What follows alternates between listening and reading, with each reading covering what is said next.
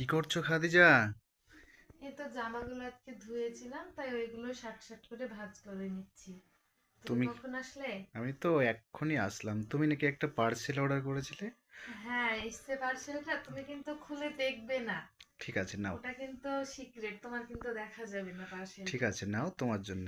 এবার তুমি তো এটা খুলেছো, আনবক্স করা তো, খুলেছো কেন? না না, খুলিনি। কি আছে তা আমি তুমি ভিতর? এটা খুলেছো, এভাবে পার্সেল আসে নাকি? তুমি এটা আনবক্স করেছো, হবে না। এটা আমি না না, সিক্রেট আমি তোমার খুলিনি। জন্য দেখো, অর্ডার সিল করেছিলাম। করাই আছে পিছনে, দেখো।